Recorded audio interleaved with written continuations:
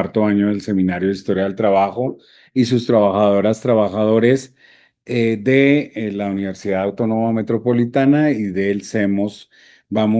El día de hoy vamos a discutir un texto que nos propuso el doctor Jorge Navarro López, a quien le agradecemos, quien está en línea desde Chile, que se titula Los sentidos de la muerte, cultura política y represión en el movimiento obrero chileno del primer cuarto del siglo XX.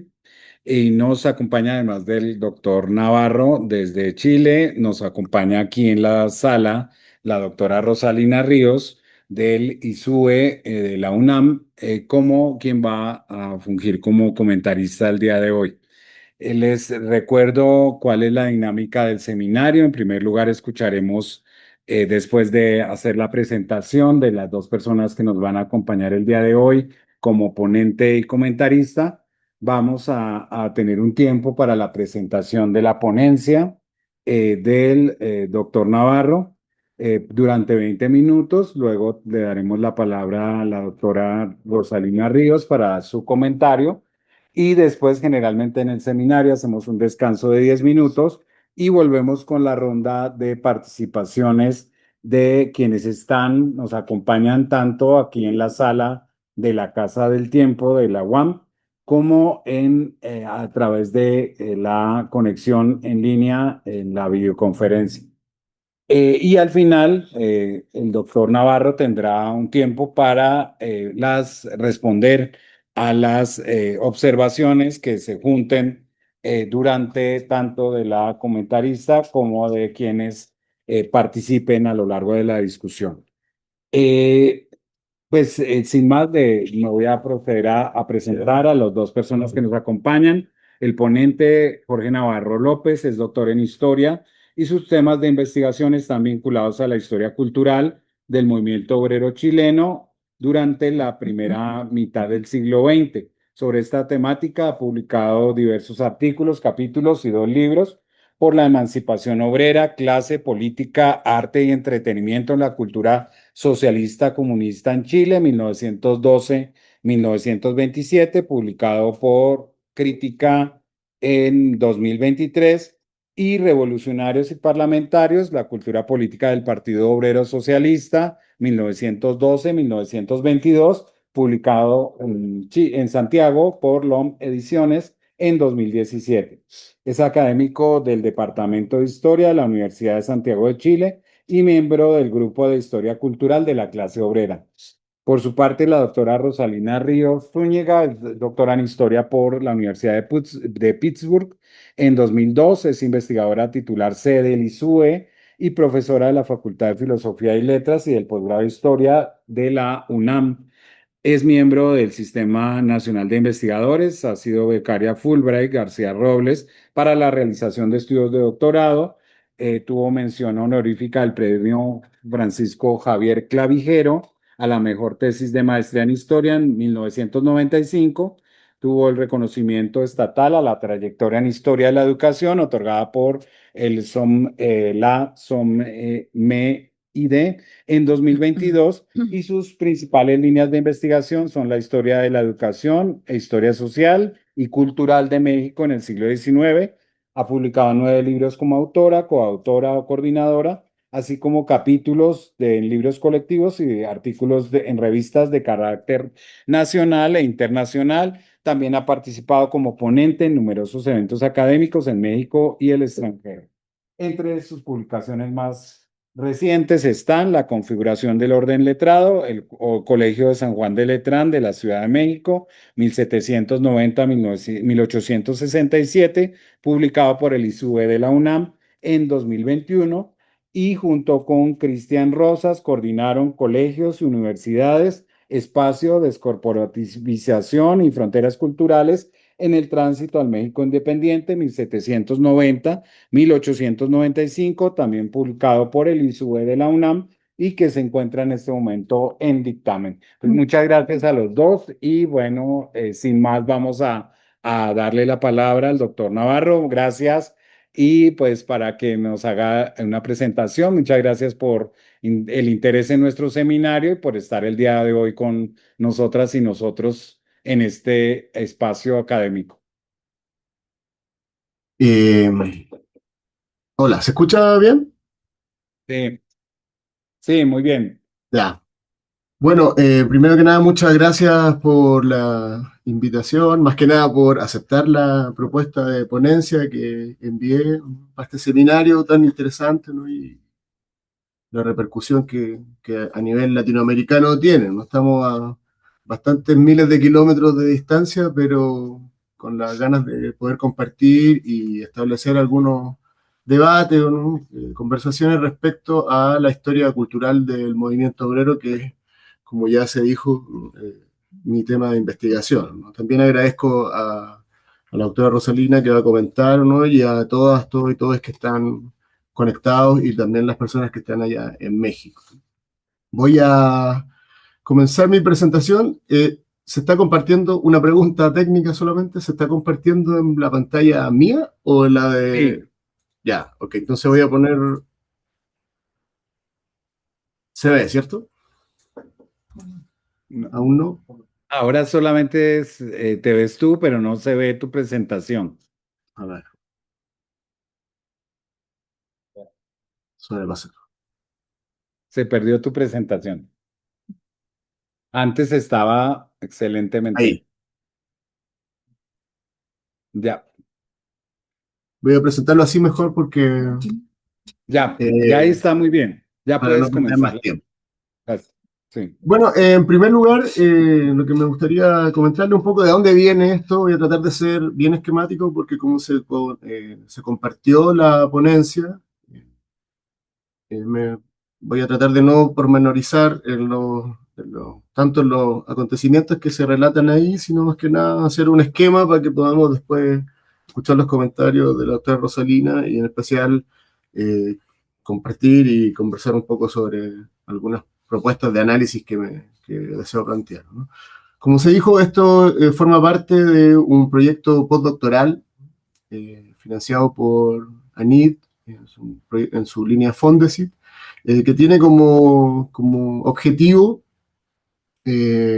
estudiar la principal central obrera de comienzo del siglo XX en Chile, ¿no? Hasta la década del 30, que es la Federación Obrera de Chile, que tiene una larga historia, al menos de 1909 hasta 1936, cuando se disuelve, y en una clave no estrictamente político-sindical, sino más bien atendiendo a lo político y a lo sindical, pero desde una perspectiva cultural, ¿no? Y para eso he intentado ir más atrás de la Federación Obrera de Chile, ¿no? Que es una de las organizaciones que sale en el texto, ¿no? Para contextualizar. En especial a comienzos del siglo XX, que es de donde parte esta ponencia, ¿no? Que lleva como título, ¿no? Los sentidos de la muerte, la búsqueda de intentar, ¿no? Profundizar en las representaciones en torno a la represión, la cultura y a la política. Se enmarca entonces en dos cuestiones que me parecen fundamentales, ¿no? Que es la explotación y la experiencia de la explotación, ¿no? Un concepto, la experiencia que me imagino nosotros compartimos, no sabemos lo que se ha señalado principalmente de la historiografía marxista británica respecto a eso, ¿no? Y por lo tanto plantea, ¿no? Un primer punto que me gustaría dejar claro, ¿no? Que la explotación de la clase obrera, ¿no? Genera organización, es lo que plantea la ponencia, ¿no? Y eso se expresa en el movimiento obrero, que es una parte, como bien sabemos, no es la totalidad de la clase obrera, sino una sección, una parte, ¿no? Pero que tiene la particularidad de, si bien no es expresiva de la totalidad del proletariado, sí es expresiva en tanto que busca modificar las condiciones de la totalidad del proletariado. Y dos aspectos que me parecen fundamentales en la experiencia de la explotación y que tienen que ver con la muerte. En primer lugar, los accidentes laborales, ¿no? Y en segundo lugar, la represión. Eh, como una manifestación o no, un compañero no deseado, digo yo, en algunas partes, ¿no? De la organización de los trabajadores, la represión estatal. Y es específicamente la represión estatal la que conduce a la politización de la muerte, ¿no? Que es el foco de esta ponencia, ¿no?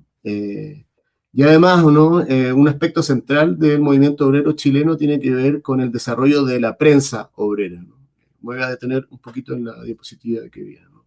Lo que busco indagar entonces es cómo la muerte de la y los trabajadores deja de ser un asunto privado y se transforma en una cuestión pública, en una cuestión política.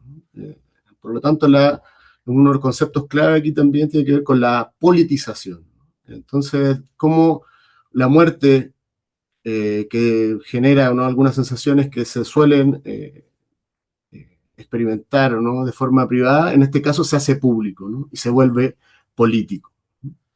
Respecto en términos metodológicos, al uso de las fuentes, la fuente principal en esta ponencia tiene que ver con los periódicos obreros, ¿no? Y aquí quiero hacer un minuto, me voy a tener, para hacer una defensa profesional, ¿no?, del uso de la prensa obrera como un insumo fundamental, ¿no?, para conocer no solo cuestiones político-sindicales, que es la manera como usualmente, ¿no?, y extendidamente se ha usado en la historiografía del movimiento obrero chileno, la cual tiene un desarrollo bien amplio y no me voy a detener en ello para no ocupar tiempo, porque también están las referencias en la ponencia escrita, pero principalmente se ha utilizado la prensa obrera como un instrumento en la larga tradición de la historiografía obrera chilena, ¿no?, como un instrumento para estudiar, examinar, ¿no?, y analizar la conformación política y sindical, ¿no? Yo, si bien esta presentación, ¿no?, se enfoca, ¿no?, en el movimiento obrero y en sus manifestaciones políticos sindicales, busca indagar en otros aspectos, ¿no? Y mi propuesta, tanto metodológica más amplia, es que los periódicos obreros permiten acceder a un mundo, al mundo de la cotidianidad obrera, ¿no?, y a otro tipo de cuestiones fundamentales en la conformación o en la formación, si ustedes quieren, de la clase obrera, que tiene que ver con la cultura obrera, en este caso ilustrada, ¿no?, a partir de los periódicos obreros. Le explico un poco esta diapositiva. Yo en este proyecto que estoy realizando he logrado revisar, ¿no?, de manera exhaustiva los 297 periódicos obreros que he logrado encontrar en la Biblioteca Nacional y que están resguardados, ¿no?, y en otros repositorios en otras partes del mundo. Son 297 periódicos de corte obrero que se publicaron en el periodo entre 1890 y 1936. A mí me parece un corpus documental bien interesante, ¿no? Y algo para discutir, unos datos que me interesan, ¿no?, de por qué la prensa obrera logra o no, o puede ser un insumo fundamental, tiene que ser un insumo fundamental para estudiar a la clase obrera en general, es porque fue un mecanismo no solo de información política sindical, sino también de formación cultural. Y como ustedes pueden ver, también aprovecho de señalar algunas cosas de contexto geográfico, ¿no? En esta ponencia se hablan de distintos lugares principalmente, ¿no? Se enfoca en lo que pasó, la matanza de Valparaíso, como está ahí marcado, ¿no?, en el mapa, también los sucesos de Tarapacá, ¿no?, y las lecturas que se hacían también desde la zona sur, ¿no?, de la zona carbonífera, que es lo que dice Concepción, ¿no?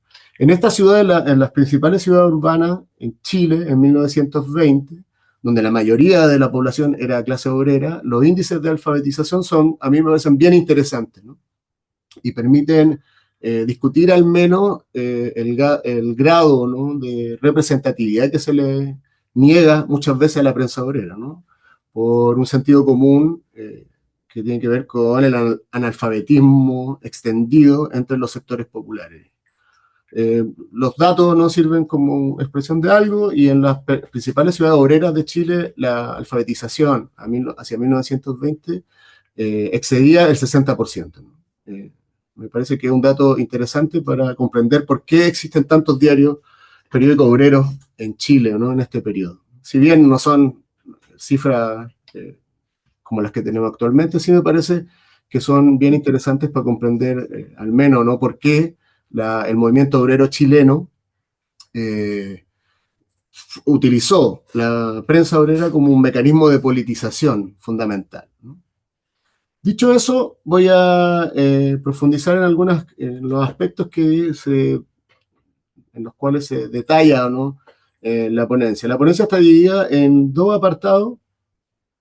Parte, ¿no? con las lecturas, ¿no? Una primera forma de politización de la muerte de la clase obrera que tiene que ver con la muerte en el trabajo, ¿no? Y lleva por título ese apartado, El trabajo mata, ¿no? Hay dos cuestiones aquí que son fundamentales y que tienen que ver, ¿no? también con la organización obrera. De un punto tiene que ver con el tipo de organización que comienza a surgir a comienzos del siglo XX, ¿no? Y por eso la ponencia parte desde ese momento. A comienzos del siglo XX, en Chile se produce una transición en las formas de organización, como diría un profesor bien connotado, ¿no? Uno de los grandes historiadores del movimiento obrero chileno, Sergio Gres. Se produce una transición, es decir, el mutualismo, que era el tipo de organización, la sociedad de socorros mutuos, donde se agrupaba la mayoría del artesanado, ¿no? todavía en vías de proletarización en Chile, comienza a desarrollarse un nuevo tipo de organización que se llama las sociedades de resistencia.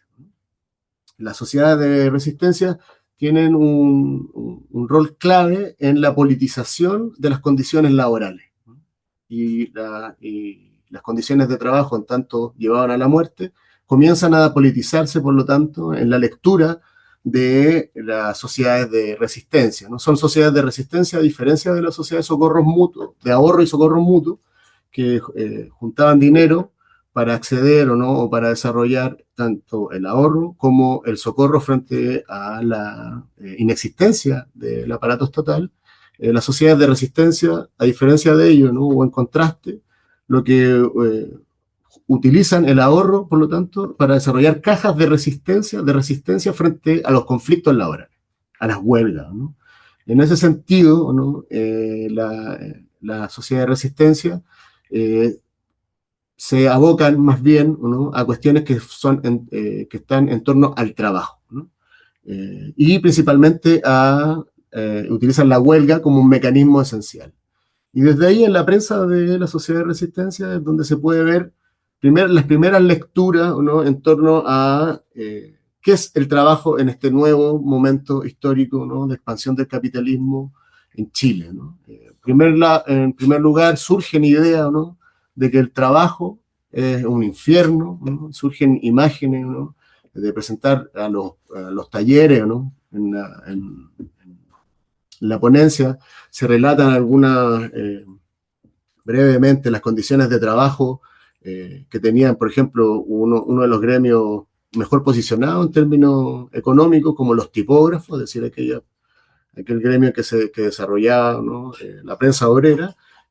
Incluso en esos tipos de trabajadores que se han pensado, ¿no? o se han planteado como los mejor posicionados económicamente en el mundo obrero, existían condiciones que eran deplorables. ¿no? Por eso aquí intento expresar eso con algunos conceptos que surgen o que se logran ver en la prensa obrera, como infierno, Siberia, o no, en la industria o la empresa como una perrera, como el cadalso, como antro, ¿no? como focos de infección. ¿no? Y tiene que ver con el alto índice de mortalidad en las faenas urbanas, ¿no?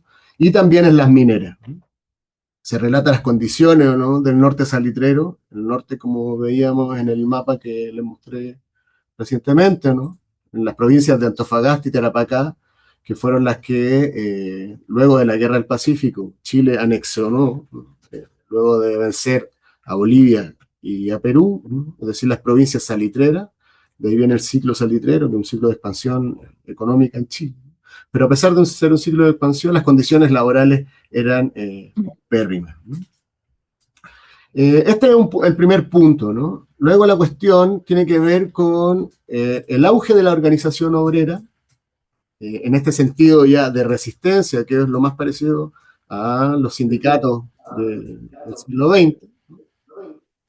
Eh, y por lo tanto, la protesta obrera toma perdón, ¿no? Se transforma, y ahí vuelvo a citar ya el artículo con el título del profesor Greo, ¿no? Transformación en las formas de lucha. se va avanzando, ¿no? Cada vez más, o se va modificando las formas de protesta popular hacia una protesta más organizada, a partir de una orgánica obrera en torno a el mejoramiento de las condiciones laborales, que tiene la huelga como principal estrategia, ¿no? El ciclo de matanzas en Chile, como se conoció a partir de la historiografía marxista clásica de la década del 50, ¿no? Que denominó a este ciclo como la etapa heroica del movimiento obrero, es decir, un heroísmo que sin buscarlo el movimiento obrero adquirió por una serie de matanzas, ¿no? Que son las más características. La matanza de Valparaíso en 1903, bueno, la de Santiago en 1905, la Antofagasta en 1906, y el cierre de este ciclo porque es la matanza con mayor número de muertos, ¿no? Y que implicó una fuerte desmovilización nacional, a nivel nacional del movimiento obrero, fue la matanza de la Escuela Santa María de Iquique en Chile. De este ciclo, yo tomé una opción metodológica para hacer una ponencia y me enfoqué en el escrito en la matanza de Valparaíso. Todas, si bien tienen distintos desarrollos y distintos actuar tanto desde los sectores populares, obreros, como de la represión empresarial y estatal, ¿no? Todas surgen, ¿no? Tienen como el foco de inicio cuestiones laborales, ¿no?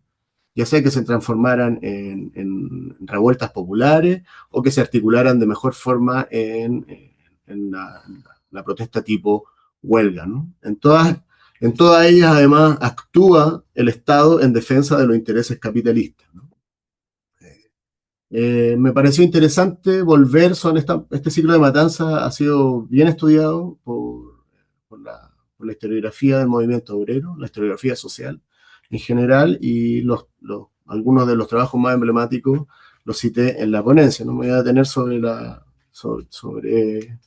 mayormente, ¿no?, las características de cada una de estas matanzas, ¿no? Pero sí me interesa señalar que fue una opción, ¿no? Podría haber sido la del 5, la del 6 o la del 7, que finalmente fue la que dejó mayor huella. Pero la impresión que causa en el movimiento obrero la matanza de 1903 en Valparaíso es una cuestión bien fundamental, ¿no? Y ahí tiene que ver, ¿no? Pongo yo el punto en algunas cuestiones interesantes, ¿no? En la problemática de las cifras, ¿no?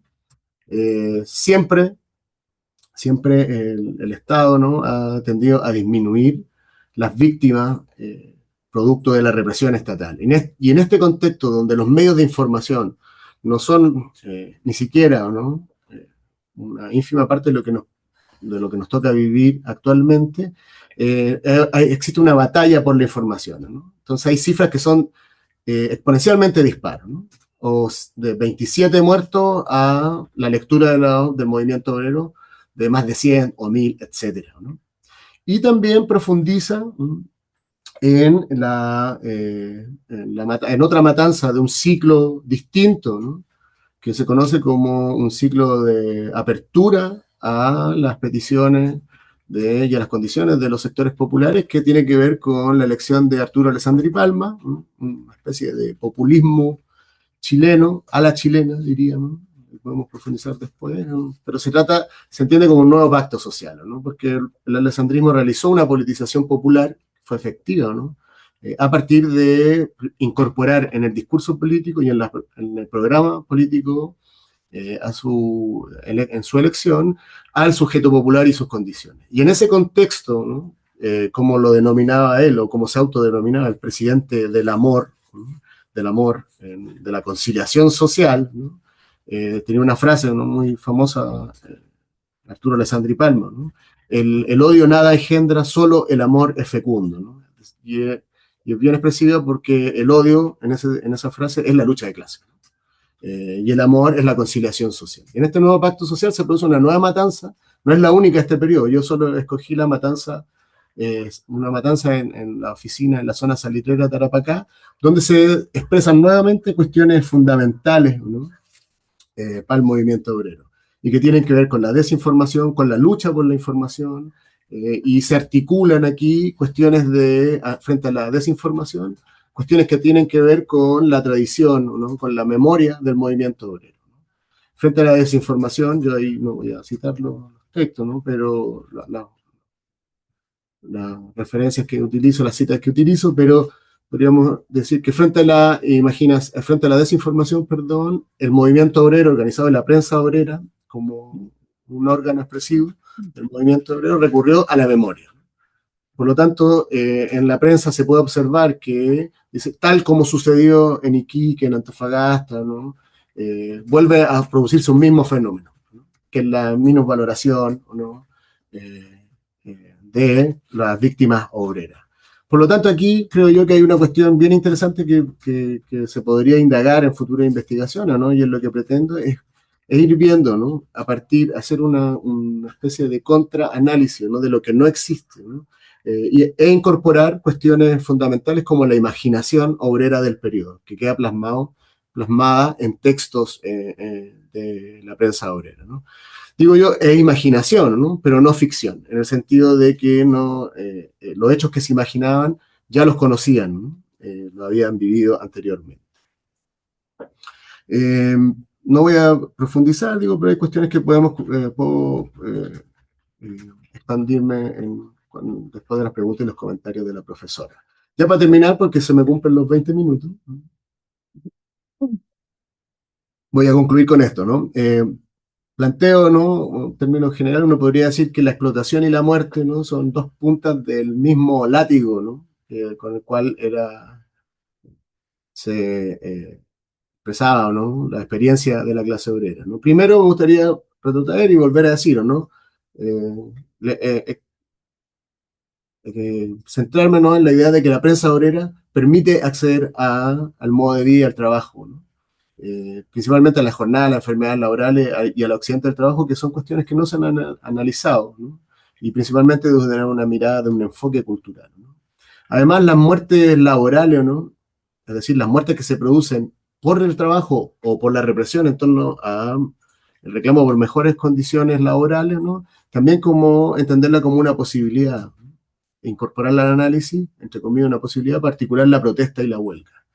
Además, ¿no? En esta idea del clasismo que comienza a desarrollarse, la idea de la lucha de clase, la idea de que todos somos una clase en términos universal, esa comprensión, ¿no? Permite pensar, ¿no? Una articulación clasista que convierte al trauma y a la represión, es decir, a la muerte, como un fenómeno de identidad de clase, que articula, ¿no? De norte a sur. En Chile pensamos siempre de norte a sur, ¿no? Ustedes conocerán el territorio chileno, ¿no? Además, la cuestión de la disputa narrativa, es decir, el posicionamiento de la prensa obrera en la opinión pública, ¿no? En la discusión respecto a, por ejemplo, ¿no? La disputa de la cantidad de los muertos, más allá de si las cifras se acercaban a la realidad o no que señalaba la clase obrera, ¿no? Además, ¿no? Pensar, ¿no? El periodo, no el ciclo, solo el ciclo de represión entre 1903 y 1907, sino pensar una continuidad más amplia de la violencia estatal y empresarial, ¿no? Y por último, y a modo de pregunta nomás, sería interesante ver qué manifestaciones de sentido de contraviolencia, ¿no? O de violencia articulada desde la clase obrera, el movimiento obrero, conllevaron este tipo de hechos. Y por último, y con esto cierro, ¿no?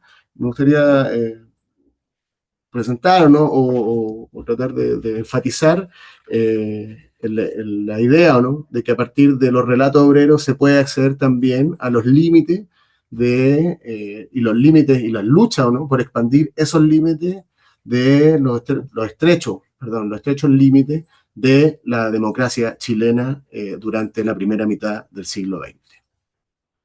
Muchas gracias. Muchas gracias a Jorge Navarro por esta presentación y pues sin más le damos la palabra a la doctora Rosalina Ríos. Muchísimas gracias nuevamente, Rosalina, por estar acá. Al contrario, buenas tardes a todos. Gracias por la invitación para estar aquí.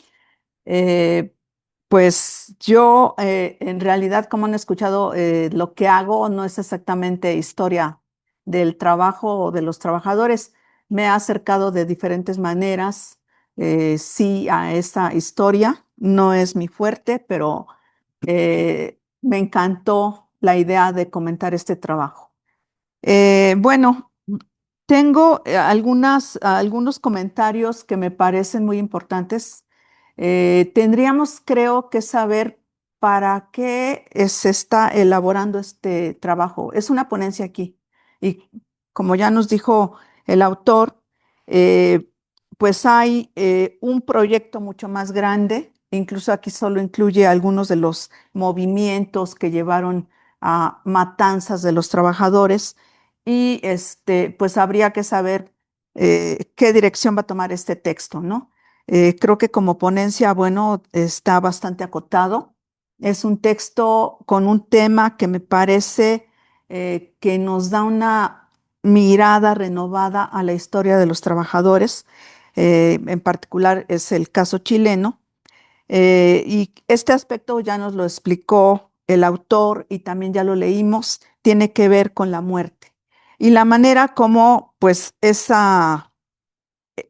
aspecto de la vida pudo tener un sentido particular para los trabajadores chilenos. Entonces, ese es un punto muy importante. El autor no nos ofrece una historiografía en la que pudiéramos decir, se han hecho más trabajos o no se han hecho más trabajos sobre este tema.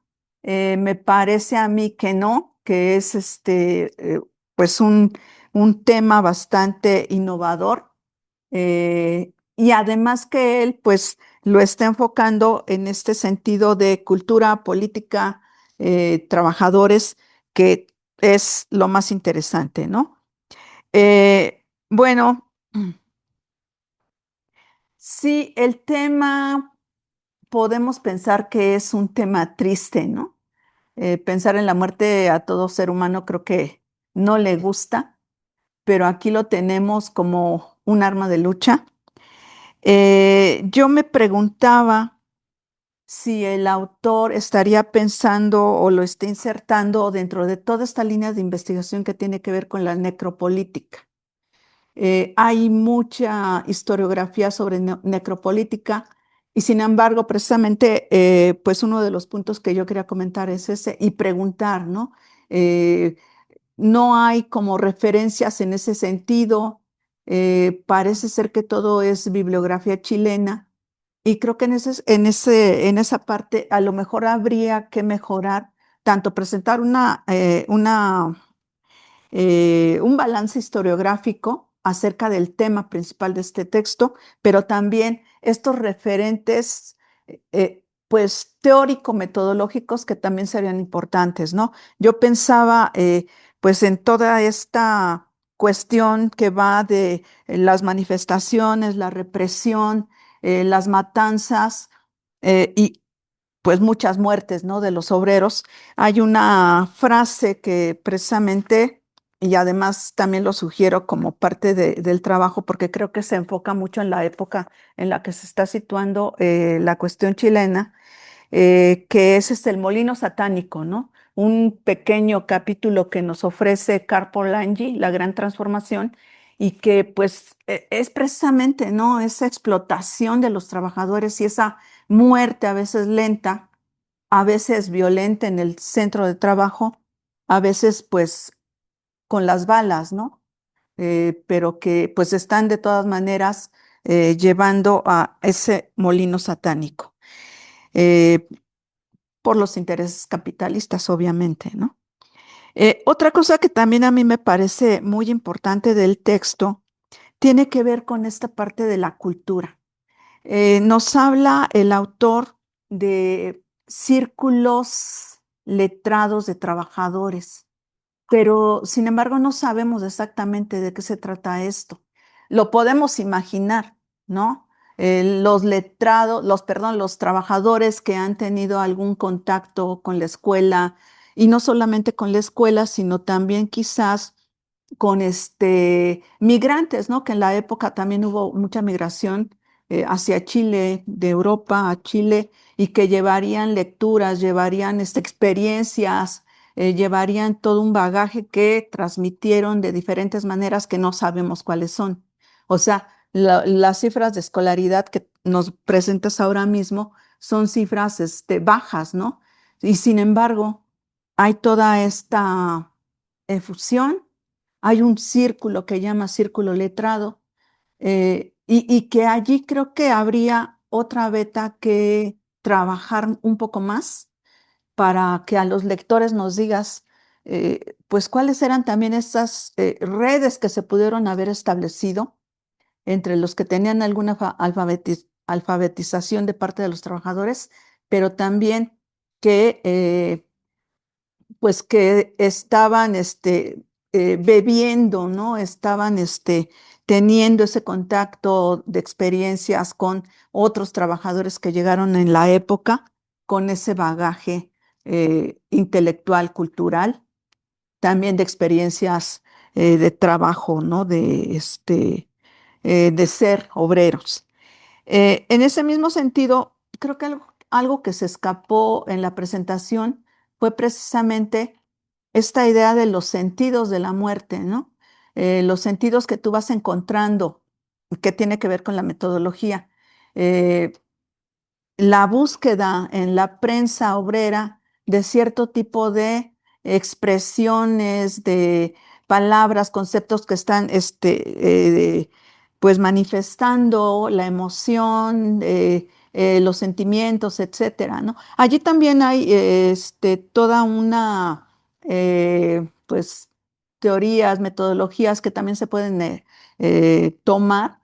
Por ejemplo, yo pensaba en este sentido de la experiencia, que tanto E.P. Thompson como Raymond Williams están hablando de la experiencia. O sea, ya no nada más hablar de la experiencia, pues así de manera coloquial, ¿no? Que todos entendemos ese sentido, pero hay también todo un trabajo metodológico al respecto.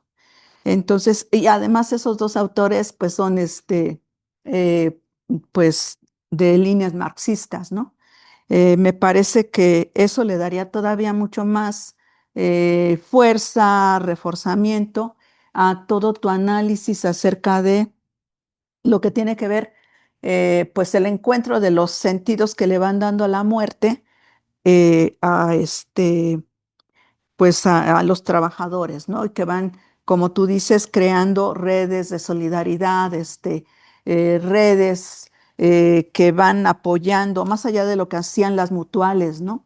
Que van, eso me gustó muchísimo, ¿no? Que dices, las mutuales lo que están haciendo es ayudar al muerto, al que ya está muerto. En cambio, las sociedades de resistencia están buscando que no haya muertes. Entonces, yo creo que pues eso es parte de lo que también eh, creo que se debe de resaltar más. Otra cosa importante también me parece lo de la pedagogía política, ¿no? Que tú dices, bueno, todo lo que se va difundiendo en la prensa, pues que va creando también un conocimiento para el resto de los trabajadores, eh, pues va también siendo una arenga combativa, ¿no? Yo pensaba mucho cuando leía esto que también fue algo que difundieron mucho las oligarquías en el siglo XIX, es decir, con otro sentido, ¿no? Se estaba tratando de formar a los ciudadanos, se estaba tratando de crear a las identidades nacionales y entonces se creó toda una pedagogía política también, toda una serie de arengas cívicas, en ese caso, pues para que llegaran a la gente, a los niños, a los jóvenes, etcétera, ¿no? Y que fueron procesos larguísimos, que al final se fueron, pues, creo yo que hasta la primera mitad del XIX, pues consolidando, ¿no? Eh, y que bueno, era la intención que crearan pues esa unidad, comunidad de los habitantes de cierto estado-nación y pues ahí está. Pero sobre todo yo lo pensé por el parecido, ¿no? Eh, yo no sé en ese sentido si tú pudiste ver también algún tipo de base teórico-metodológica al respecto. Yo conozco mucho, pero es sobre todo en relación a lo que ya mencioné, la formación de ciudadanos. Pero aquí estamos hablando pues de la formación de una identidad y de una conciencia obrera. yo no sé qué tanto haya por ahí. Y en este mismo rumbo, esta misma ruta, pensaba también los parecidos que tú tienes en momentos con pues ciertos autores. Estás dialogando con ellos, pero no tenemos los nombres. Y a mí me gustaría también que aparecieran esos nombres, ¿no? A veces siento que estás hablando con E.P. Thompson y que le estás diciendo, no, no, no, esta cuestión de la formación de la conciencia de clase no va por ahí, porque tú al final de cuentas, y perdón, debería decir, en el texto se está mostrando que sí, se está formando una conciencia de clase con este aspecto de la muerte. Y sí, tienes una frasecita, ahorita la voy a perder, pero es casi, casi diciéndole a E.P. Thompson, estás equivocado, ¿no? Va por aquí. O por lo menos te faltó esto, pero no lo dices. Valdría la pena, ¿no? Un poco más de diálogo con otros autores que, que sé que los estás tal vez citando sin citarlos.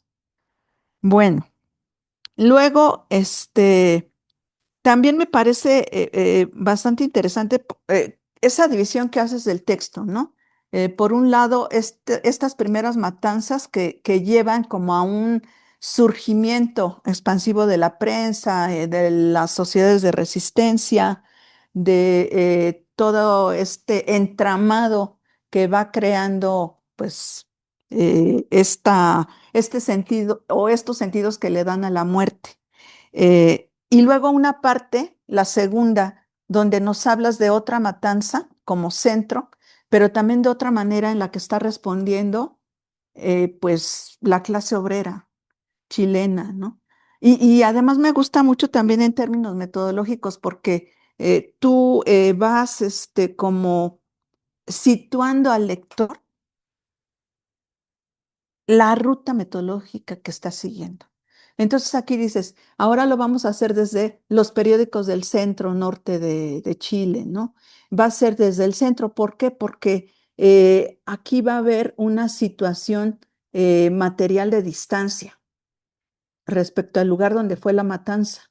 Entonces va a ser pues eso, cómo desde esa distancia se van a seguir fortaleciendo estos sentidos acerca de la muerte, pero desde otra perspectiva, desde la cuestión de, eh, ya lo dijiste tú antes en tu exposición, la imaginación.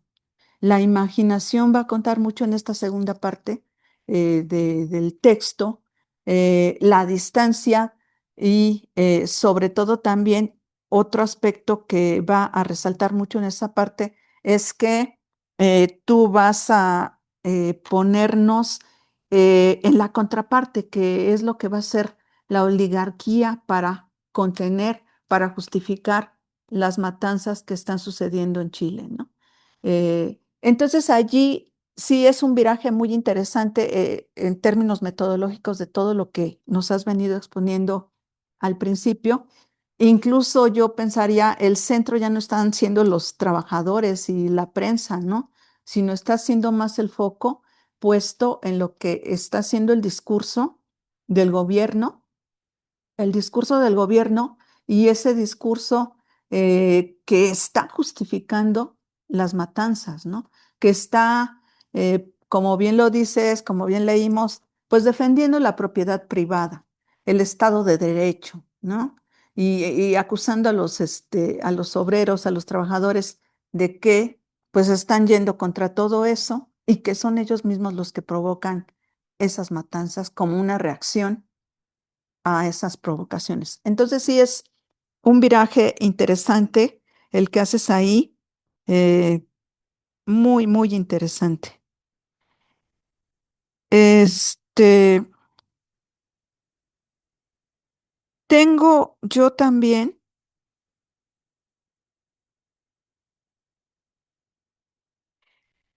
una serie de preguntas que me parece que tienen que también resolverse en el texto, insisto, dependiendo de qué se vaya a hacer con el texto. Se va a publicar en un libro, en un artículo, qué sé yo. Eh, yo creo que hace falta pensar si había diferentes vertientes ideológicas en el movimiento obrero chileno de la época, porque parece que todos piensan lo mismo, ¿no? Como que todos sí entran dentro de esta idea de la unidad de los obreros, de estas redes que construyen, de esta identidad, etcétera, etcétera. Entonces, eh, por el conocimiento que tengo, parece ser que los que estaban quizás más fuertes eran los anarquistas. Y los anarquistas eran los que estaban empujando hacia la obtención de derechos. Puedo estar equivocada, pero ya me corregirás, ¿no? Entonces, creo que hace falta eso, ¿no? Enunciar al menos esas diferentes corrientes que pudo haber en el movimiento obrero chileno.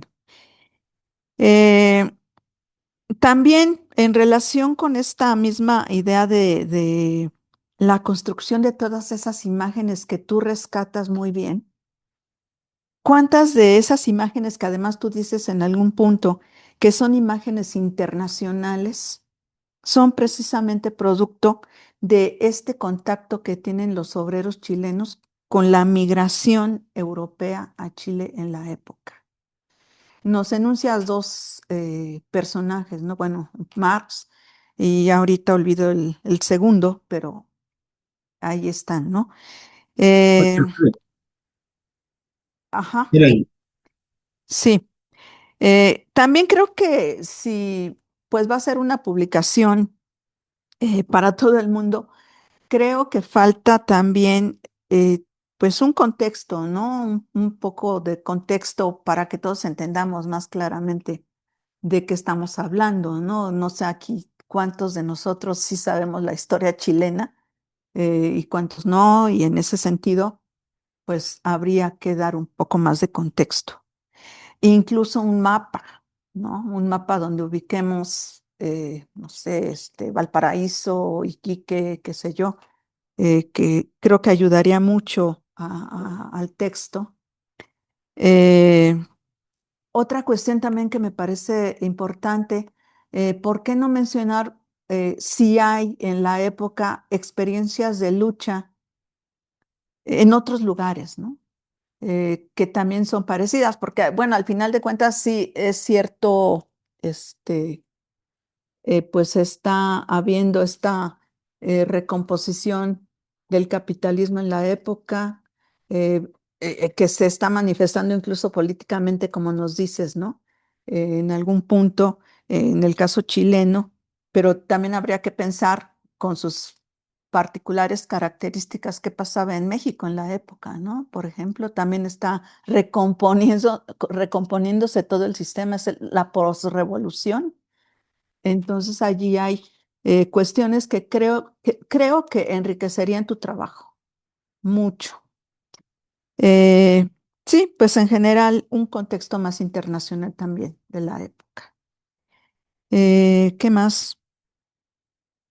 Pues solo quisiera agregar, y a lo mejor yo no llené 20 minutos, pero ¿Ya? estos son los comentarios que yo, comentarios y reflexiones que yo pude obtener de la lectura.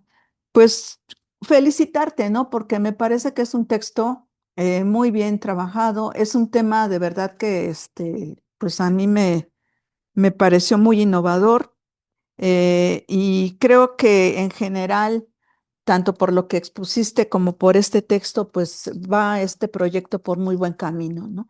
Pero sí creo que necesitas como, y no precisamente en el texto mismo, sino puedes tú trabajar con notas a pie de página, necesitas como que sacarlo solo del contexto chileno y abrirlo un poco más, ¿no?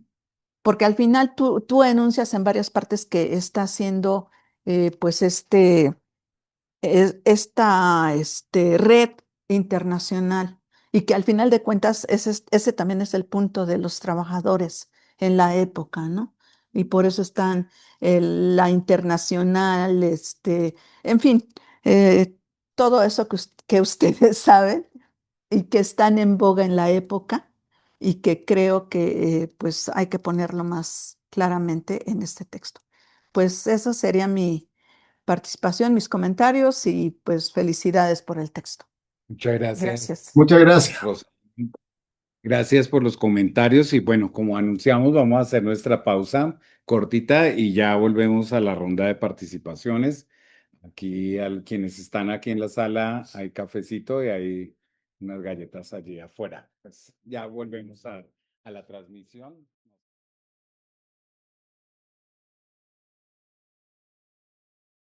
La sesión del seminario y vamos a iniciar la ronda de participaciones de las y los asistentes. Si hubiera alguien en la plataforma conectado en videoconferencia, pues le pedimos por favor levantar la mano y por supuesto pueden intervenir también.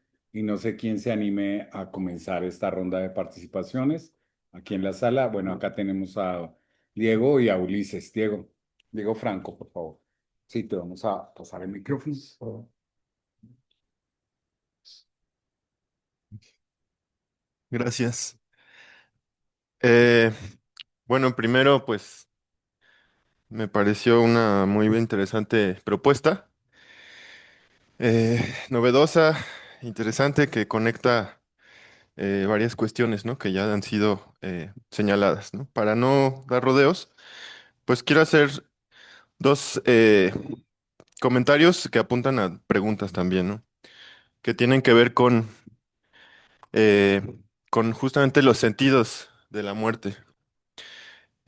Porque en los testimonios que se retoman de ese conjunto amplio de diarios de la prensa obrera, eh, me llamó mucho la atención dos cuestiones, ¿no? Una que tiene que ver eh, con el género y otra con el lenguaje que a mí me sonaba muy católico, muy religioso y que no están resaltadas, ¿no? O sea, están señaladas, están transcritas esos testimonios, pero creo que se podría hacer un énfasis en estas dos dimensiones, ¿no? En cuanto a la primera cuestión del género, pues en varios pasajes se dice que los muertos eran hombres, ¿no? Pero en otros pasajes se dice eran mujeres, incluso niños. Y yo ahí veo una tensión, porque en algunos extractos parece que son los hombres los que mueren y son las mujeres las que lloran a esos hombres muertos, ¿no? Eso habla también, pues, de que hay ahí unos sentidos de la familia, de los trabajadores, ¿no? Y también el niño que se acerca y toca el cadáver de su padre trabajador muerto, ¿no? Pero en otros pasajes también se dice, bueno, las mujeres obreras también fueron y también las mataron y no se saben las cifras, ¿no? Entonces ahí en estos otros sí dan esta idea, ¿no? De que también las mujeres fueron a protestar y fueron matadas, ¿no? Eh, Me gustaría preguntar al autor, ¿no? Por esta dimensión que creo que está ahí en el escrito, pero no está resaltada, ¿no? Porque hay una asociación, pues, como del hombre trabajador y de la mujer que llora, pero también hay mujeres trabajadoras, ¿no? Y hay niños también que se lamentan, ¿no? Entonces ahí se ven ideas de la masculinidad de los hombres trabajadores, los sentidos de las mujeres trabajadoras, ¿no? De su rol, de su papel. Bueno, esa es una primera cuestión, ¿no? Y la segunda, que ya adelantaba también, es que me recordó mucho el lenguaje utilizado, pues, a sentidos religiosos católicos, ¿no? Sangre, martirio, santo óleo, mística secular, nobles cruzados, bajeza de alma, el sol es gloria y el pan amor, ¿no? Y además varios de los diarios que se citan, pues son prensa pues, socialista, anarquista. Sin embargo, está ahí como este uso del lenguaje, pues sí, que a mí me remite a la religión católica, ¿no? Entonces creo que eso también estaría interesante destacarlo, ¿no? ¿Por qué se utiliza este lenguaje? ¿Por qué? Creo que le da un tono muy dramático, ¿no? Y bueno, creo que esa es una de las intereses del texto, ¿no? De tu propuesta, resaltar esos sentidos dramáticos y sus usos políticos, ¿no? Pero creo que ahí es otro lugar o otro sentido en el que se podría hacer énfasis, ¿no? Y bueno, simplemente mi pregunta es, ¿qué piensas de esto? ¿No? Gracias. Gracias, Diego. Ulises Ortega. Gracias, Jorge. Bueno, me gustaría empezar diciendo, ¿no? que fueron bastante pertinentes los comentarios, valga la redundancia, de nuestra comentarista, porque quizá por ahí se notaba un tanto ese vacío teórico que no es tan explícito. Habría que repetir algo que nos ha pasado aquí en el seminario, ¿no? La cortedad en ocasiones del tamaño de los textos, pues no permite en ocasiones problematizar, ampliar, ¿no? Sin embargo, quedan por ahí pendientes estos asuntos que me gustaría insistir, pero vaya. Al momento de abordar esta sacralización de política de la muerte, me gustaría a mí saber de manera puntual si es posible ir más allá solamente de la prensa, ¿no? Que tradicionalmente en la historiografía del movimiento obrero ha sido como la materia prima, y saber si en alguna medida pudo haber escalado hacia el espacio social, la construcción precisamente de esta memoria, ¿no? Yo me preguntaría, en esta ocasión, a pesar de las difíciles circunstancias, después de cada una de las matanzas, ¿hubo cortejos fúnebres? A posteriori se hicieron mítines, conmemoraciones, se pudieron realizar publicaciones que narraran o reinterpretaran precisamente estos sucesos históricos, e incluso ir más allá. Hay monumentos mortuorios que nos permitan referenciar aquellos sucesos. Y lo digo porque, en efecto, ¿no? Al mirar en clave transnacional, se vuelve esto mucho más complejo, ¿no?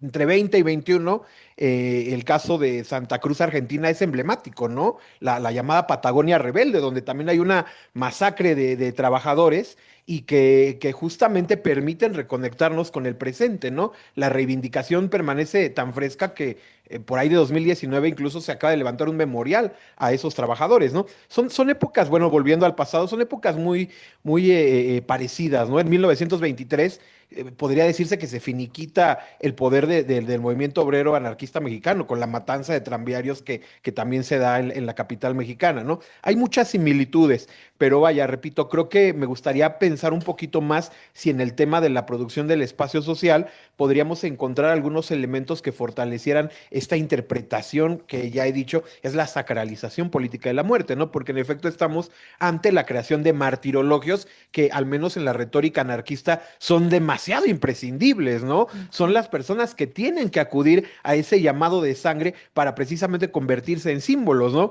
En el caso mexicano queda muy claro, ¿no? En 1907 los llamados mártires de Río Blanco aparecen en la historiografía ya convertidos por la glosa oficial como una suerte de personas que permiten allanar el camino de la Revolución Mexicana. Sin embargo, hay otros casos que no logran tener esa escalada. Sin embargo, tenemos evidencia de que los propios movimientos los van reivindicando, ¿no? Me parecería que el caso parecido podría ser Julio Antonio Mella con los comunistas mexicanos, pero, repito, para pensar a la clase trabajadora en función de estos sacrificios que hace ante la patronal, podríamos ir a esos otros espacios para salir de las fuentes convencionales. Pero repito, es una pregunta abierta, ¿no? En alguna medida desconozco si hubiese esas evidencias y si nos las pudieras compartir si es el caso. Gracias. Gracias. ¿Hay alguien en línea que quiere participar? Adalberto Rodríguez. Sí, adelante. Buenas tardes. En primer lugar, felicitar al ponente, en particular por el trabajo en fuentes que realizó. Me parece como una labor muy rigurosa. Y en segundo lugar, un par de dudas. Como parte de su línea de investigación, ¿ha trabajado también alguna otra fuente que pudiera como enriquecer o contrastar un poco lo que aparece y se encuentra en esta prensa obrera? Por ejemplo, trato de pensar un poco en lo que escribía en la India, ¿no? A propósito de las rebeliones campesinas contra el orden colonial, Ranjit Guha, que se metió a los archivos judiciales y entre los archivos judiciales encontró las declaraciones de alguno de los presos resultado de estas rebeliones y trata de encontrar los sentidos de las rebeliones en el discurso de las declaraciones judiciales de estos presos rebeldes. Y por otra parte, si yo entiendo que es una ponencia y que necesariamente tiene que ser como muy acotada, si nos pudiera contar o explicar un poco, eh, digamos, como acerca de la composición de estos obreros salitreros, obreros de las minas del carbón, los tipógrafos. Lo pienso un poco en clave de este libro de Tony Cliff, en el que estudia cómo surge la construcción del Partido Comunista en tiempos de Lenin, y que pone especial énfasis en que muchos de los obreros que se suman a la revolución socialista son generaciones muy jóvenes que acababan de emigrar del campo hacia la ciudad, que muchos de ellos, a pesar del alto índice de analfabetismo, habían empezado a leer y que muchos de ellos, tras vivir el reclutamiento forzado para la Primera Guerra Mundial, habían aprendido de armas y que estaban dispuestos a matar y morir.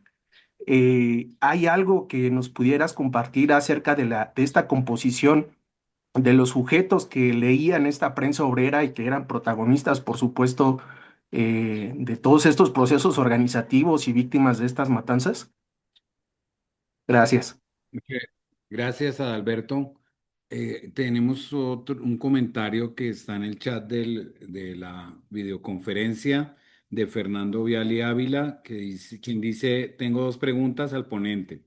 Abordar la salud y la muerte desde esta perspectiva resulta fundamental para comprender la configuración de una identidad y una cultura obreras compartidas, donde el cuerpo del trabajador es el principal territorio de disputa y vulnerabilidad.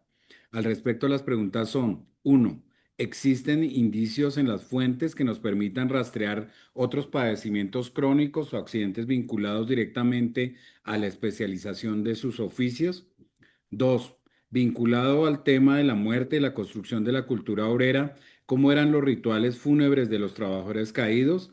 Específicamente, la prensa obrera solía dedicar esquelas y homenajes a sus fallecidos como un acto de solidaridad, de identidad comunitaria, ¿o consideras que la esquela impresa seguía siendo un privilegio exclusivo de las clases acomodadas, evidenciando una profunda distinción social que persistía incluso después de la muerte? Esas son las preguntas de Fernando Ávila. No sé si alguien más quisiera sumar alguna pregunta, observaciones, con supuesto, aparte de Miguel Gorostieta, el co-coordinador de este seminario. Miguel. No hay- y ahora- Bueno, buenas tardes, compañeras, compañeros. Yo tenía, bueno, una pregunta más que otra cosa, porque al leer esto de los sentidos de la buena vida, al leer esta ponencia, me recordaba mucho esa frase, pues un poco, pues como un refrán, ¿no? Que dicen que la muerte siempre anda contigo, ¿no? Así, siempre anda contigo y que, pues, como que llega en en diversos momentos, ¿no? Entonces, eso me llevó a pensar en los sentidos de la muerte, pero también en las posibilidades de la muerte y pensarlo desde el riesgo, ¿no? Del riesgo en el sentido de que hay esa posibilidad, ¿no? O sea, hay esa posibilidad de que mueras en el trabajo o que mueras a partir de pues de las acciones de represión por parte del Estado, ¿no? Sin embargo, también me llevó a pensar en el sentimiento asociado, en la emoción asociada, que es el miedo, ¿no? Entonces, mi pregunta es, ¿cómo se refleja esta parte? Porque lo comentaste en tu exposición, pero no lo vi tanto en la ponencia, pero creo que está ahí. O sea, finalmente a todos nos da miedo morirnos, ¿no?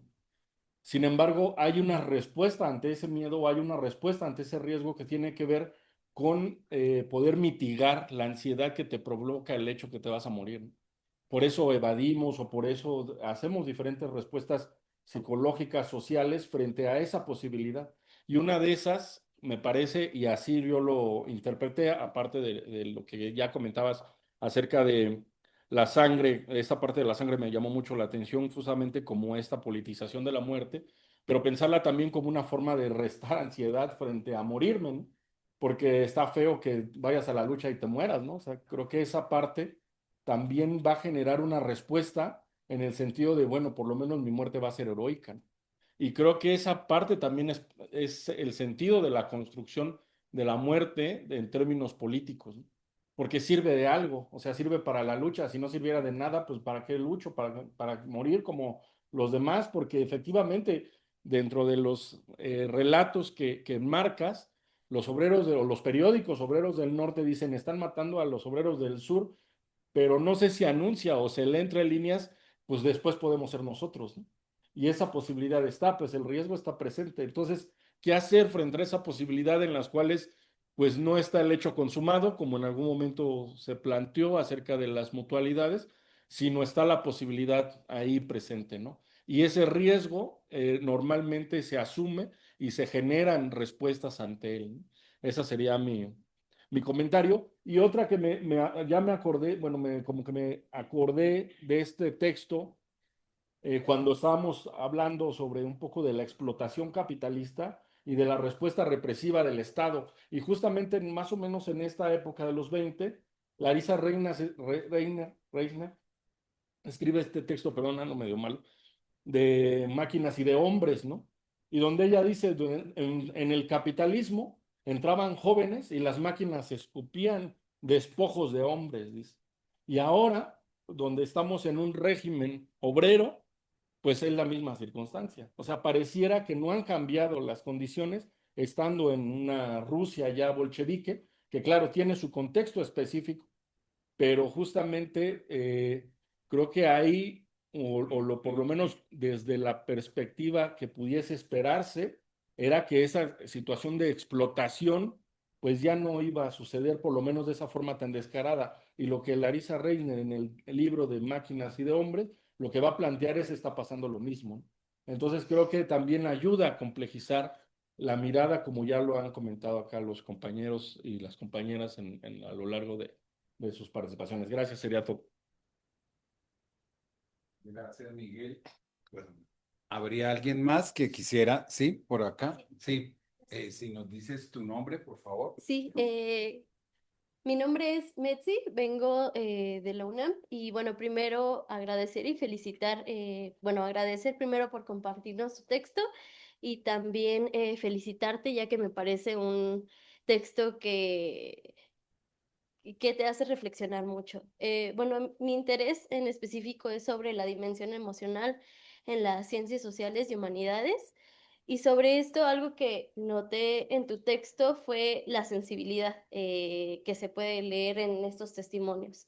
Y una pregunta que quería hacerte es cómo acercarnos hacia lo sensible, hacia esta dimensión un tanto emocional desde el archivo, que pues no es algo con lo que puedas preguntarle directamente o percibir las emociones de manera directa. Gracias. Muchas gracias. Ah, Por favor, sí, también un nombre, por favor. Hola, buenas tardes. Soy Vanessa Córdoba, de la UAM Xochimilco. Y bueno, esta pregunta es arrastrada hacia la actualidad, porque tras escuchar su ponencia, em, yo reflexiono, traigo este texto pues una época moderna sobre cómo la prensa ha desnaturalizado la sensibilidad ante la muerte de los trabajadores y la muerte de los obreros, ¿no? Hay periódicos amarillistas que incluso llevan a la normalización de las muertes. Y creo que esta identidad política cambia un poco porque últimamente con la mediatización de las redes sociales, por ejemplo, las obreras que trabajan en Bangladesh, en las máquinas de coser, haciendo ropas, calzado, tenis, cualquier cosa que pues es un consumo, ¿no? Y es un fast fashion y pues al fin del cabo es un fetichismo, ¿no? De las cosas y la mano de obra, ¿no? La mano de obra barata. Y pues en este sentido que sea rápido, que sea muy económico, que los trabajadores pues no sean muy bien pagados, las condiciones de higiene, de salubridad. O sea, atamos un brinco como de los años 20 a una época pues actual del 2026 y pues vemos que esta exposición, esta narrativa sigue siendo como igual porque hay muchas injusticias sobre las muertes de los trabajadores, pero pues ya esta sensibilidad está un tanto perdida. No sé, me gustaría saber mucho su opinión sobre pues esta época pues moderna en el trabajo. Gracias.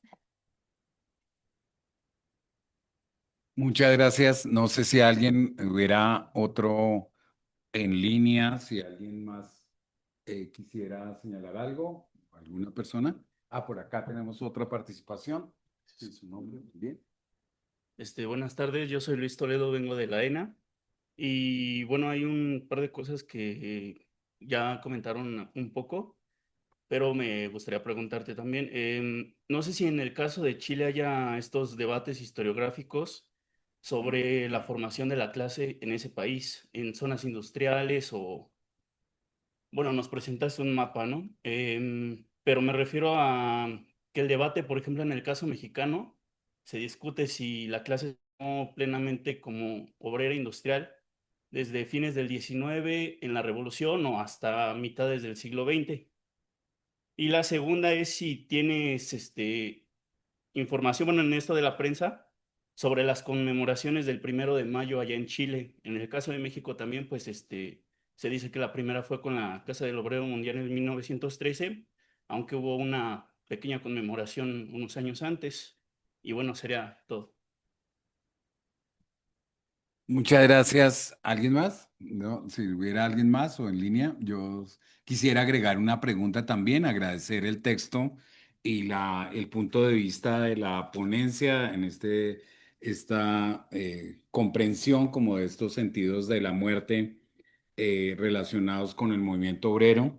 Y solamente estoy de acuerdo con muchas de las cosas que se han dicho, no las voy a reiterar, si no voy a señalar dos más. Una, si se pudiera decir algo sobre es un tiempo también en el cual comienza a aparecer la legislación obrera, ¿no? La legislación que pues va a reconocer ciertos derechos de los obreros, ¿no? Y sobre todo me refiero al primer caso que se aborda que tiene que ver con la accidentalidad, ¿no? La accidentalidad es uno de esos ámbitos que se comienzan a considerar en la legislación. No sé si qué tanto peso pueda tener estas discusiones que se dan en el contexto de pensar la muerte, de subrayar la muerte de los obreros, justamente en la construcción de este aparato legal en el caso de Chile.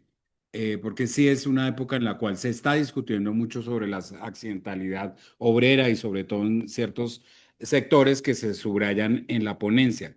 Esa es una pregunta y la otra tiene que ver con una recomendación en torno a enfatizar un poco más esta construcción de la memoria, ¿no? De la memoria como eje analítico más allá de la muerte. Creo que también hay una construcción en torno a la memoria y que se podría relacionar con pues estudios que ya han señalado acá algunas otras personas, desde la comentarista y otros de los colegas que han subrayado toda esta investigación sobre también los sentidos de la muerte, los rituales de la muerte, y que pasa también por pensar cómo se van constituyendo lugares en ese sentido de que lo hablaban esas primeras investigaciones sobre la memoria en la primera mitad del siglo XX, los lugares de la memoria que no tiene que ver solamente con el espacio, sino que tenía una significación mucho más amplia y que tal vez podría englobar como muchos de los ámbitos que se están señalando en la ponencia. Entonces, quizás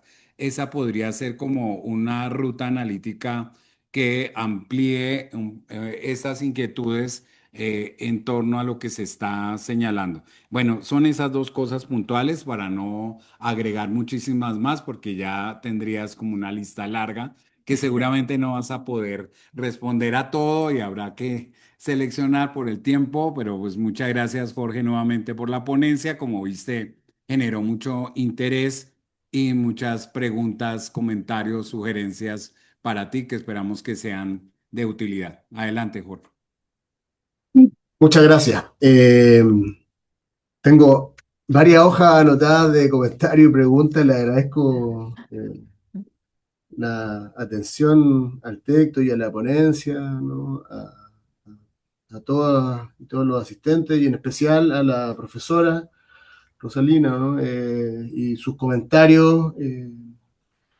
No sé si voy a poder responder a cada una de las preguntas, ¿no?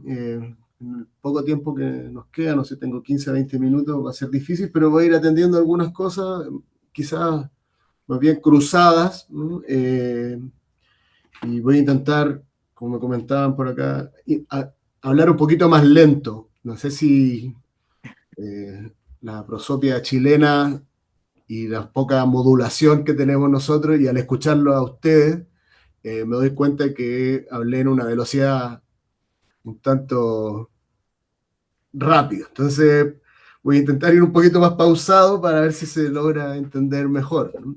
Pero te entendimos, no te Ah, preocupes. Sí.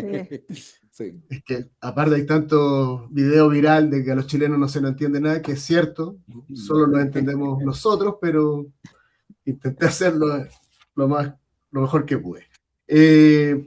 Respecto a tomo los comentarios de la profesora y creo que son todos muy pertinentes. Voy a, más que hacer, no me interesa defender tanto, ¿no? Sino que más que nada voy a tomar, tengo todo lo que me comentó Rosalina, ¿no? Lo voy a incorporar, pero explicando algo que señalaba al comienzo la profesora, ¿no?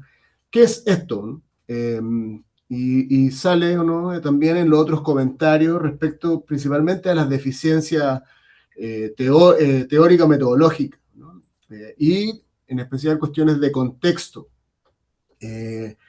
Yo preparé esta ponencia, ¿no? Para este espacio, ¿no? Y como comenté al comienzo, se enmarca en un proyecto mayor, ¿no? Y también recoge de otros trabajos anteriores que he realizado, ¿no? Por lo tanto, esta sería un apartado de una investigación mayor que tiene que ver con llegar o buscar llegar a una especie de historia cultural del movimiento obrero chileno, no de la clase obrera, sino más bien del movimiento obrero, ¿no? De ahí que su fuente principal, pero no exclusiva y única, y retomo ahí los comentarios que se hicieron respecto a ideas de utilizar distintas fuentes, ¿no? Me parece súper pertinente, ¿no? Siempre el trabajo de fuente es algo complejo porque las investigaciones se desarrollan o las desarrollamos nosotros haciendo otras cosas cruzadas, ¿no? Por lo menos acá en Chile no hay una carrera de investigador que nos permita dedicarnos 100% a eso. Pero se enmarca ahí, quiero decir, ¿no? El desarrollo teórico metodológico, ¿no? O con quién estoy dialogando, tiene que ver, como bien intuía la profesora, ¿no? Con principalmente el marxismo británico, las propuestas de la nueva historia cultural, ¿no? Y un asiento teórico más bien, ¿no? En una lectura del marxismo cultural de Raymond Williams, Stuart Hall, ¿no? Los estudios culturales de Birmingham, y en especial, ¿no? Recogiendo, como señala Rosalina, ¿no? Las propuestas de Thompson, ¿no? Thompson y otros autores, ¿no? Rafael Samuel, en fin, los que están en ese círculo. Pero también de otros autores, ¿no? A mí me interesa, me llamó mucho la atención en su momento una lectura que hice de un libro de Orlando Figes y Boris Koloninsky, ¿no? Que tiene que ver con los lenguajes de la revolución, ¿no? Estoy parafraseando el título, no recuerdo muy bien, ¿no? Si así, que tiene que ver con los usos simbólicos del periodo pre-revolución rusa, ¿no? A mí estaba haciendo mi doctorado, entonces tuve acceso a ese libro y de ahí se me ocurrieron varias cosas que espero no haberlas copiado de forma tan abierta, sino que he intentado llevarlas también al estudio del movimiento obrero, que tiene que ver con estas cuestiones sobre las representaciones, los símbolos, ¿no? Entendiendo que a partir de William las culturas son un modo de vida, ¿no? Y que en una sociedad capitalista, ¿no? Existen distintos modos de vida y que el modo de vida de la clase obrera también desarrolla una cultura, ¿no? A su vez. Esa es la pregunta que a mí o el lugar o el espacio teórico desde donde me he desarrollado los últimos años, ¿no? Por la idea de si la clase obrera tiene una cultura, ¿no? Y si esa cultura, cuáles son las características, sus límites, su fisonomía, sus particularidades, ¿no? Desde ahí de qué manera se desarrollan luchas por la representación, ¿no? Citando a Roger Chartier, ¿no? En otro plano. Y también pensando este momento histórico, ¿no? Que es fundamental, voy a cruzar con otro comentario, pregunto, ¿no? Respecto a la formación de la clase obrera chilena, ¿no? Falta mucho contexto, yo también me intenté remitir lo más posible a un texto corto, ¿no? Para una instancia como esta, me imagino que todos tenemos muchas cosas que hacer, entonces omití muchas cosas, ¿no? Algunas las intenté señalar en nota al pie, ¿no? Pero otras me quedaban muy afuera del texto, ¿no? Intenté hacer lo más posible que se leyera, ¿no? Para situar espacialmente, de forma principal, dónde estaba, o más bien, más que dónde, cuáles eran las distancias que alejaban a los distintos grupos de la clase obrera chilena, fundamental o no, los obreros del salitre, que si bien fueron el puntal del surgimiento de la conciencia de clase obrera en un sentido más combativo, no eran la mayoría de los trabajadores, ¿no? La mayoría de los trabajadores seguían siendo no los obreros mineros, sino los obreros urbanos en general, ¿no? Ahí remito cuestiones de historiográfica, ¿no? O sea, la historiografía chilena obrera ha planteado, ¿no? Que es el salitre el lugar donde se forma la conciencia de clase obrera, en especial porque en ese lugar se fundó un partido que es fundamental en ese sentido, que es el Partido Obrero Socialista, que es el primer partido marxista, abiertamente marxista y obrerista en Chile, ¿no? También hubo desarrollo del anarquismo en esa zona, en la zona salitrera, y el POS, además, fundado por Luis Emilio Recabar, que me imagino lo pueden haber escuchado alguna vez, en algún momento, fue el que se transformó en 1922 en Partido Comunista, ¿no? Y fue el principal partido de la clase obrera chilena. Fue un partido de composición casi exclusivamente obrera hasta la época del antifascismo, ¿no? De ahí que el foco de los estudios esté en ese lugar, no menos en los mineros del carbón, que también fue una zona bien importante de desarrollo, principalmente del Partido Comunista, y poco menos se ha hecho en la ciudad. Por eso señalaba metodológicamente que era una mirada centralista. Es qué pensaban los obreros del centro, lo que le pasaba a sus compañeros, ¿no? Tanto en el norte como en el sur, y nos separan un par de kilómetros, un par de miles de kilómetros con las realidades, ¿no? Por eso me intentaba pensar cómo sería informarse en ese periodo, ¿no? Y de hecho ahí omití muchas cuestiones, ¿no? Que son parte de, me imagino, de una publicación, no me imagino, sino de una publicación, ya sea artículo académico, libro, en fin, capítulo de libro, y eso lo tengo claro, y que no quiero defenderme así a ultranza, pero solo planteo que quise pensar una ponencia, ¿no? Un trabajo un poco más acotado, pero estoy totalmente de acuerdo que para otros fines hay que hacer ese trabajo, ¿no? Y en especial si fuera pensado para publicarse afuera, ¿no? Intenté hacerlo, como les comenté, ¿no? Las mayores anotaciones de contexto que sirvieran. Obviamente aquí hay referencias muy amplias, ¿no? Y vagas que obviamente para personas de Chile, ¿no? Que conocen la historia de Chile son mucho más reconocibles como las características del régimen oligárquico, ¿no? Pero intenté hacer inferencias que en América Latina se pueden cruzar, ¿no? Respecto a este periodo de los regímenes oligárquicos y las crisis que comienzan a existir en Chile, en Argentina, en Uruguay, en Perú, ¿no? En Bolivia hay algunos quiebres, ¿no? En ese periodo y también en México, ¿no? Que tiene otra historia, ¿no? De ahí pensaba ahora, ¿no? Y lo escuchaba hablar, que quizás fue un poco osado en pensar el tema de la muerte para presentarlo en México. No sé, como el apego que ustedes o el conocimiento o la cercanía que tienen en términos culturales con la muerte, quizás fue una cuestión que lo debería haber pensado, pero me pareció interesante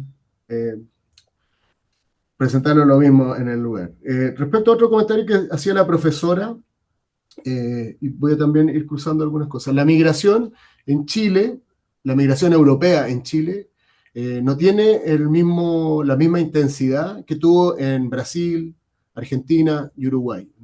La migración europea en Chile, obrera me refiero, ¿no? Fue muy, muy acotada. No existen oleadas migratorias importantes, no llegan en los flujos, ni siquiera, ¿no?, se acercan a los flujos que alcanzó en especial en Argentina, ¿no? Por lo tanto, la influencia, ¿no?, de corrientes europeas, ¿no?, como el socialismo, evidentemente, no vino por los canales que se suele señalar que llegó a lugares como Argentina o Brasil, ¿no?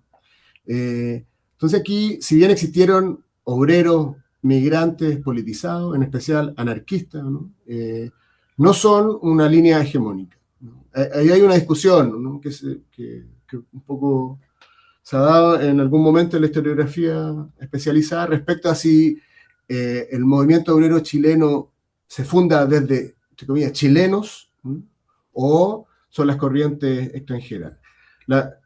Ahí hay una cuestión interesante de orden histórico y de orden historiográfico, ¿no? Ese precisamente era el argumento que tenían los sectores dominantes de la oligarquía, ¿no?, respecto a el carácter exógeno, ¿no?, de estas corrientes disolventes, subversivas, ¿no?, que no eran propias de la cultura nacional, en una idea de unidad nacional muy propia de la oligarquía. Por lo tanto, ahí me parece siempre interesante recalcar, ¿no?, que el movimiento obrero chileno tiene, si bien bebe o no, y reconoce fuentes de cuestiones que no fueron creadas en Chile, evidentemente, como el socialismo, pero sí siempre se resaltó y se exaltó su raigambre endógeno, ¿no? Es decir, quiero decirlo dicho de otro modo, ¿no?, si los obreros se politizaban en Chile, se politizaron, era porque las condiciones de la lucha de clase en Chile hacían o eran de tal profundidad que llevaban a las personas a organizarse, ¿no?, y encontraron canales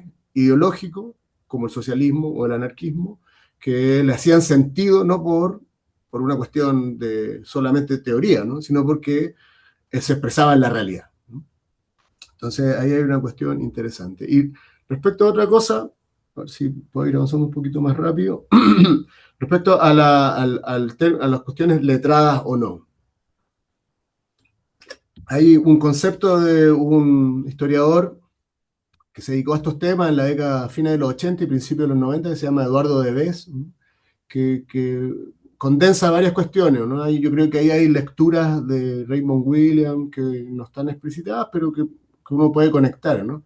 Y tiene que ver con la cultura obrera ilustrada, ¿no? En Chile, la corriente principal de formación de la conciencia de clase fue esta cultura obrera ilustrada que tenía un pasado mutualista, ¿no?, pero que a su vez se fue radicalizando. Y el canal letrado fue el fundamental, ¿no? Y yo siempre y presenté esos índices que, aunque parezcan bajos, yo creo que para la época, y si los comparamos con otros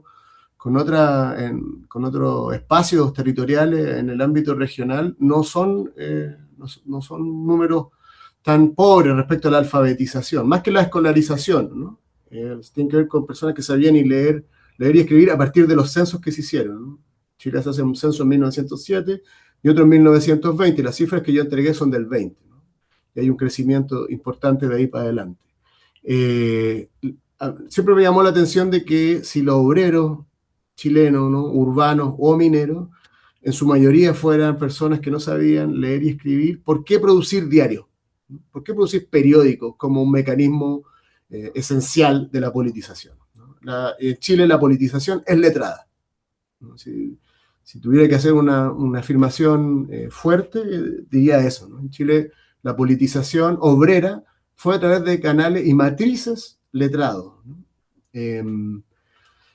No solo la prensa obrera, sino mucha producción de folletos, ¿no?, incluso de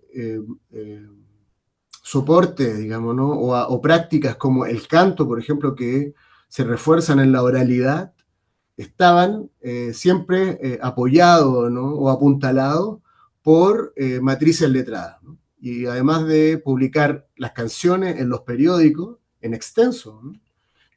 También se publicaban cancioneros que circulaban con un gran número, ¿no?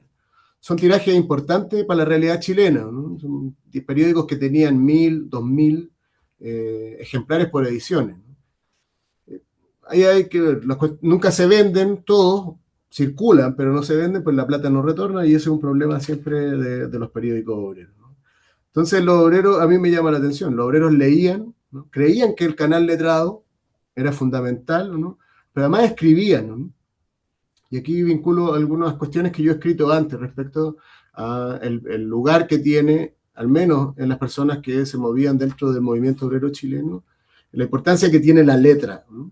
La letra escrita. No solo porque eran tipógrafos, ¿no? Y ahí hay otras inferencias que se suelen hacer, como los tipógrafos como punta de lanza, porque son letrados, ¿no? Y ahí hay estudios también sobre los tipógrafos rusos y su rol en los inicios de la revolución, no tanto la bolchevique, más de la del 5, pero aquí no eran solo los tipógrafos quienes leían y escribían y producían, ¿no? Textos de distinto tipo, ¿no? Análisis, artículos, noticias, poemas, ¿no? Canciones, letras de canciones, obras de teatro. Es decir, hay un circuito que cree, ¿no? Al menos, que la palabra escrita es fundamental, ¿no? Y por lo tanto ahí resaltar eso en el contexto de la historiografía chilena es algo fundamental, ¿no? Porque circula al menos, ¿no? O circulaba, diría, para no ser tan tajante con lo que pasa actualmente, la idea de que la cultura, como dice Williams, a lo Lewis, digamos, por lo tanto, como objeto de estudio, es lo mejor que se ha hecho y se ha escrito o se ha producido en un momento determinado. Y el mejor, ¿no? Siempre está asociado a la alta cultura, ¿no? Y aquí lo que a mí me interesa resaltar y posicionar es que la clase obrera chilena, al menos en su vertiente organizada, tenía una cultura. Y para acceder a eso es fundamental la letra, ¿no? Algunas cuestiones como que me quería, para ir haciéndome cargo de las preguntas, ¿no? Evidentemente, como ya dije, no voy a poder responder todo. Quiero condensar ahí lo que señalaba la profesora, ¿no? Respecto al, voy a ir haciendo apuntes nomás, muy rápido para no quitarles tanto tiempo. Respecto a esto de la salud, la muerte y el cuerpo obrero, me parece súper interesante. Todas las preguntas, y repito, ¿no? Me aportan mucho vías, ¿no? Para poder profundizar en el trabajo mayor, ¿no? que tiene que ver con la Federación Obrera de Chile, ¿no? Como ya les comenté, ¿no?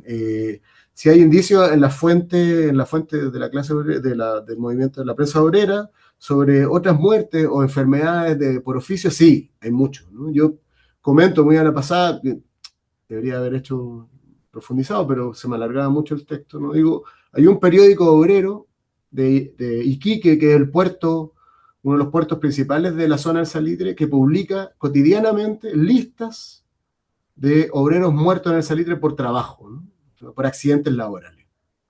Además, se ha estudiado hace unos 15, 20 años que se volvió como se intentó distintos métodos novedosos para estudiar. Se estudió, por ejemplo, el suicidio en la zona salitrera, ¿no?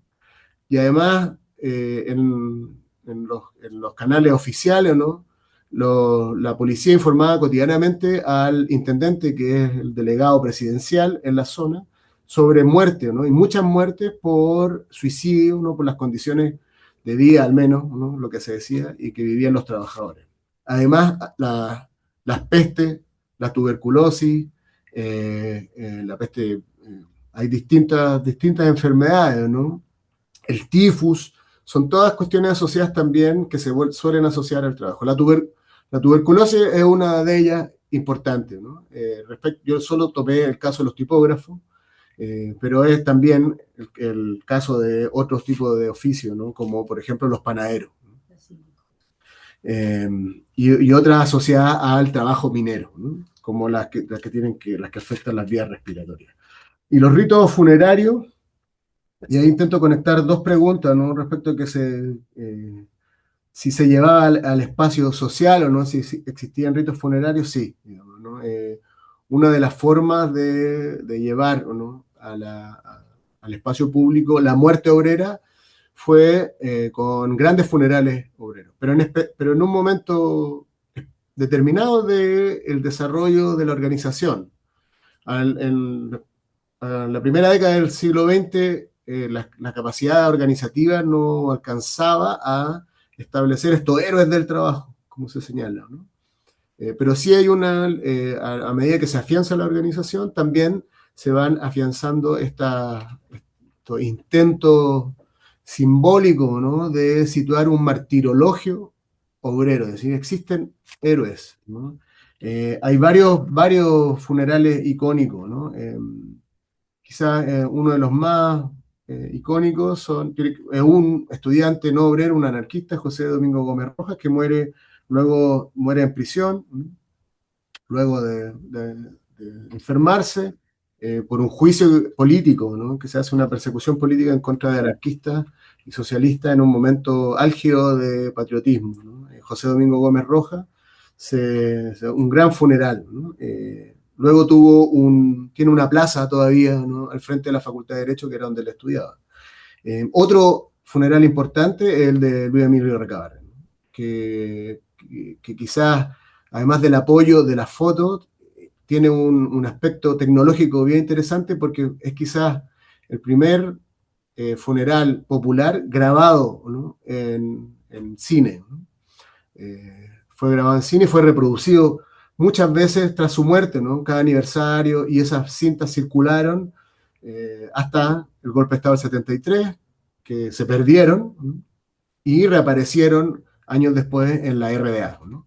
Y se rescataron y pueden ser vistas en el sitio de la Cineteca Nacional, que es un sitio estatal, ¿no? Pero hay un intento, yo escribí y quizás de ahí viene también una de las intenciones de esta ponencia, acercarse a esto de los sentidos de la muerte, un artículo que publiqué para el aniversario de los 100 años de la conmemoración, perdón, de los 100 años de la muerte, del suicidio de Luis Emilio Recabarren, ¿no? Que se publicó en la revista Archivos del Centro de Estudio Histórico de los Trabajadores de la Izquierda, del CETI en Argentina, la revista Archivos, ¿no? Le recomiendo a la gente que le interese, no la conoce, que la busque al CETI, un trabajo bien interesante que han hecho los compañeros ahí. Convocaron un dossier y ahí hice un trabajo sobre la patrimonialización, le llamé yo, de la muerte de Recabarren, tras la muerte de Recabarren. Cómo Recabarren se transforma en un patrimonio del movimiento obrero. Y eso no es una cuestión natural, ¿no? Sino que se gestiona, ¿no? Se produce, obviamente que va activando cuestiones que forman parte de sectores particulares, principalmente la clase obrera, pero también se producen héroes, ¿no? O al menos se mantienen la memoria de esos héroes, ¿no? Y ahí intenté hacer algo, se intentaron hacer monumentos, universidades, teatros, Luis Emilio Recabarren, ¿no? Grupos de teatro, ¿no? Ese es un mecanismo. Y otro mecanismo que es interesante y que remite a la época de la primera parte de la ponencia, tiene que ver con una canción que fue icónica para los tiempos de la Unidad Popular en Chile, el 70 al 73, ¿no? Antes del golpe de Estado, que tiene que ver con el Canto a la Pampa de Francisco Pessoa, que en su origen se llamó Canto a la Venganza, ¿no? Y que alude a la matanza de Santa María de Iquique y que fue rescatada, digamos, ¿no? A fines de la década del 60 por el grupo Quilapayún, y en especial en lo que se llama la cantata de Santa María de Iquique, una cantata que intenta mezclar cuestiones de orden docto musical con manifestaciones más populares, producida por Luis Advis, ¿no? Vuelve a la memoria esta idea del sacrificio obrero, la sangre, ¿o no? La actitud de los represores, pero era algo que se había olvidado. Ahí retomo una idea en las memorias de un líder importante, estuvo exiliado en México en algún momento, Elías Laferte, fue uno de los líderes del Partido Comunista Chileno, luego tras la muerte de Luis Emilio Recabarren. Él en la década del 50, cuando hacía campaña con Neruda en el norte salitrero, cuenta en sus memorias, ¿no? Dice, y en algún momento, en algún pueblo, escuchamos Canto a la Pampa, dice. Una canción que hace mucho sentido para los viejos salitreros como nosotros, pero que ya nadie recuerda. Es decir, los circuitos de la memoria son sinuosos y en ocasiones se van perdiendo estos hitos fundamentales como, por ejemplo, 1907, que marcó, ¿no? Y así 1903, 5, 6, ¿no? Se fueron perdiendo, ¿no? Y fundamentalmente porque no pierden sentido para las luchas cotidianas que va teniendo el movimiento obrero y en la actualidad, donde no existe un movimiento obrero fuerte en Chile, son fechas que ni siquiera, si no se recuerdan en la historiografía, no aparecen, ¿no? Ahí retomo otra cosa, ya quizás cuánto rato llevo, me dicen Sí, cuánto nos ya, queda. sí, sí, puedes ya ir Ya, cerrando. Sí, sí, porque sí, me quedo ya, más con más cosas. sí, Existen, y solo por algunas cuestiones que me he ido intentando también profundizar, la semblanza y los homenajes a los muertos aparecen en la prensa obrera y mucho, ¿no? Se podría hacer solo un estudio de eso y es también una de las pistas para poder seguirle el camino de la organización, ¿no? Eh, lo del lenguaje religioso, yo creo que son claves de sentido para la cultura popular de la época, ¿no? Es decir, es un lenguaje que comparte mucha gente, principalmente porque la educación religiosa era bien extendida y era de los primeros, el tipo de educación que existía en la época en que la educación estatal primaria no había, y por lo tanto la iglesia era un lugar también para formarse en términos, y muchos manejaban toda esta referencia a la Biblia metafórica, en fin, ¿no? Para no expandirme más, me quedo con los comentarios. Le agradezco mucho a todas y a todos sus comentarios. Me parece una instancia genial, ¿no? He sufrido harto con intentar responder, más que en mi examen de grado, pero me parece genial y le agradezco mucho, mucho la atención y el tiempo que se dieron para leer, para preguntar, para comentar. Y si no, mi correo está por ahí, podemos conversar por correo, ¿no? U otra forma antes de que ustedes viajen para acá o yo vaya para allá. Muchas gracias. muchas gracias, Gracias. Jorge.